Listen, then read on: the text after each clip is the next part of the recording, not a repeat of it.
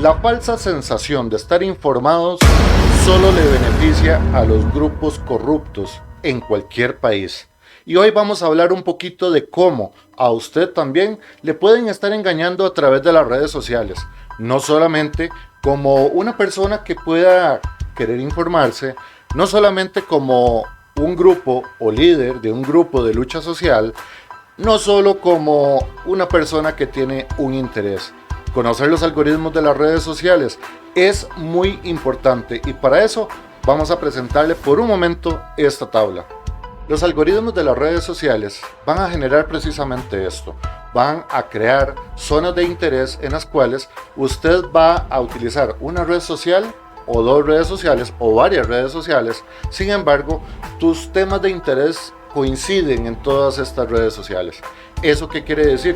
Que si usted no es una persona que le interesa el deporte, a usted nunca se le va a mostrar temas de deporte. Por lo tanto, usted se encuentra aislado de los otros temas de interés, siendo que el algoritmo va a propiciar que a usted se le muestre únicamente los temas de interés para que se encuentre enganchado en las redes sociales. Pero ¿qué es lo que pasa con los temas de lucha social?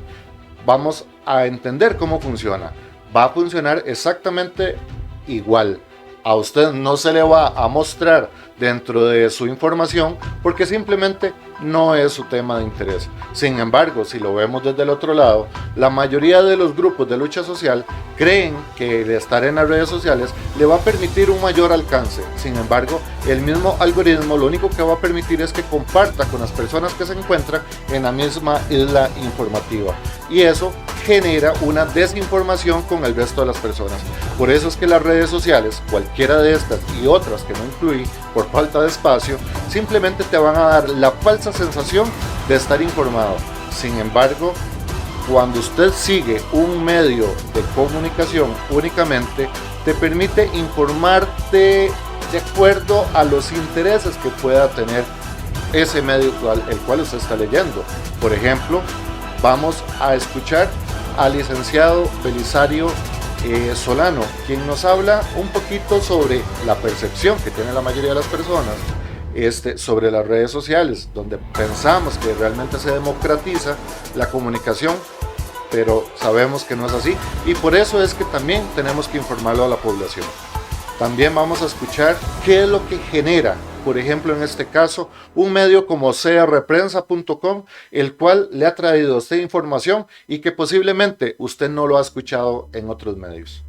Obviamente, para ejercer el periodismo no se requiere ni siquiera un título, porque es parte, ya lo dijo la Sala y ya lo dijo la Corte Interamericana de Derechos Humanos en la opinión consultiva 0885.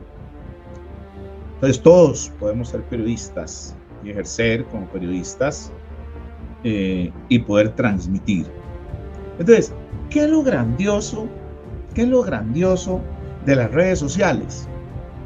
Bueno, que se ha democratizado la información, que cualquier persona puede tener su propio medio de comunicación, que aún sin ser periodista, teniendo una línea de responsabilidad, ¿ok?, puede abrir un canal, puede tener una emisora, puede tener una página web, puede tener una página en Facebook, puede tener un medio propio de comunicación y decir lo que quiera y tratar de permear en la colectividad su pensamiento o decirle a los costarricenses esto es lo que pasa en este tiempo. Y entonces ahora hay muchísima posibilidad de que la sociedad pueda informarse de una manera muy distinta a como lo hacíamos hace 10 años. Entonces es muy diferente lo que ustedes están haciendo. O sea, es decir, crprensa.com es ya un medio de comunicación, ¿verdad? Entonces, claro que CR Prensa aparece, es una piedra en el zapato para los tradicionales, como dijo Miguel, para llamarlo de alguna manera, ¿verdad? ¿Por qué? Porque empieza la posibilidad de que CR Prensa pueda competir por publicidad y tenga el pastel que generarse o partirse en más pedacitos, o bien CR Prensa les robe las primicias, o bien CR Prensa los demienta, ¿ok? Porque entonces ahora sí van a haber más medios que podrían perfectamente desmentir una información de La Nación o de Teletica o de cualquier otro lado, ¿verdad? Ejemplo, las vacunas, por ejemplo, ¿verdad? Que nunca en los medios tradicionales había acceso a esa información, pero CD de Prensa ahí la tiene, para que se informe la gente cuando quiera y en donde quiera. Entonces, ese celo profesional es el que se da. Pero ¿a quiénes pueden beneficiar el hecho de que la gente no esté bien informada, no esté bien comunicada? ¿Qué es lo que puede pasar? ¿Es esto manipulación de la opinión pública? Vamos a ver esta tabla que nos habla un poquito sobre ese tema. Como vemos, un tema que no ha tocado la prensa en los últimos años ha sido la evasión y elusión fiscal. Un tema del cual no se discute. ¿Y por qué no se discute? Porque precisamente esto afectaría a grandes empresarios. Estos empresarios son los que normalmente podrían estar pagando o financiando campañas políticas de gran envergadura acá en el país. Entonces, ¿cómo me animo yo a decir esto? Bueno, hay dos formas de hacerlo. La primera es haciéndonos este tipo de preguntas. ¿Quiénes son los que se han visto beneficiados? Y principalmente cuando se ataca directamente los derechos de los costarricenses y cuando incluso se ignora algunas cositas de ley. Por ejemplo, de que no se toca el tema de evasión y elusión fiscal. Eso es un tema que está en nuestra ley, pero es un tema que incluso no se puede investigar. ¿Y por qué no se puede investigar? Bueno, en unos momentos se lo vamos a exponer muy fácilmente, pero algo muy importante es que tenemos que entender que esto que usted ve acá es las preguntas que tenemos que irnos haciendo poco a poco. La evasión fiscal financia partidos políticos. Esos partidos políticos llegan a puestos políticos de donde se impulsan leyes, reglamentos y normativas que benefician a un sector muy pequeño de la población, pero que afecta a un montón de la población. Por ejemplo, lo podemos ver en tiempo de pandemia, cuando muchos comercios cerraron, donde también se implementó el IVA, donde también muchos negocios cerraron, pero sin embargo, el pueblo no ha tenido la oportunidad del debate público. Estos temas simplemente no se tocan en la Asamblea Legislativa y es lo preocupante. Hay temas que se pasan por encima, pero sin resultados que realmente sean visibles para la población costarricense. ¿Y por qué? Porque esos diputados, muchos de ellos, han sido pagados a través de los dineros de la evasión y elusión fiscal, que también muchas personas no han logrado enterarse. ¿Por qué? Porque se informaban o se informan en las redes sociales y nunca se enteraron de esto. Vamos a ver ahora un video que nos trae el señor Randall Rivera del programa Matices. Este programa ya fue de hace unos años atrás, donde entrevista a la señora Paola Mora, expresidente del BCR, la cual quiso denunciar lavado de dinero en el Banco de Costa Rica. Exactamente, en el Banco de Costa Rica, el banco que quieren vender algunos políticos o grupos políticos, precisamente porque podría generarse de que se escondan algunas pruebas, algunos datos, alguna información, lo cual no permita darle persecución a estas personas que ha denunciado la expresidenta del BCR. Vamos a verlo. Yo creo que hay gente que le preocupa la información que yo tengo del banco. El que yo siempre he afirmado que la banca pública está secuestrada por un grupo de interés económico. A mí me parecía un chiste de mal gusto escuchar a doña Paula Guido en las audiencias de medidas cautelares exponiendo el caso del cemento chino, hablando de 20 o 30 millones de dólares como un caso excepcional, y resulta que el Banco de Costa Rica tiene un montón de créditos otorgados que son el doble y hasta el triple de los montos que se le otorgaron al empresario cementero. Pero ¿por qué usted no presentó cuando era presidenta del banco una denuncia por legitimación de capitales? Yo lo presenté. Ante el Ministerio Público. Ante el Ministerio Público. Claro que la presenté, por supuesto que la presenté.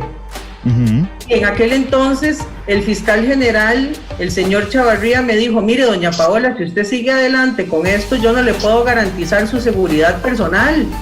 Yo anduve con custodios por meses en el Banco de Costa Rica por amenazas de estos grupos que utilizaban el banco público precisamente para meter dineros que no tenían forma de justificar de dónde venían. Hay un grupo y ese grupo está en un informe claramente establecido por la auditoría. ¿Quién legitima plata a través del BCR? No sé, gente que vende tiempos ilegales, gente que vende drogas, gente que tiene apuestas en Estados Unidos. No. Estamos hablando de gente que financia campañas políticas.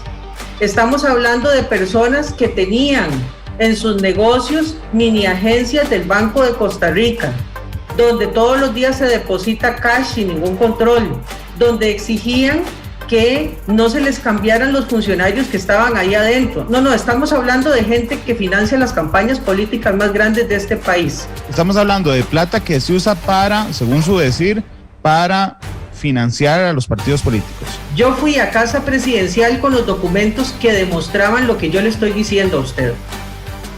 Mi testigo de todo esto que yo le estoy a usted comentando se llama Víctor Zamora.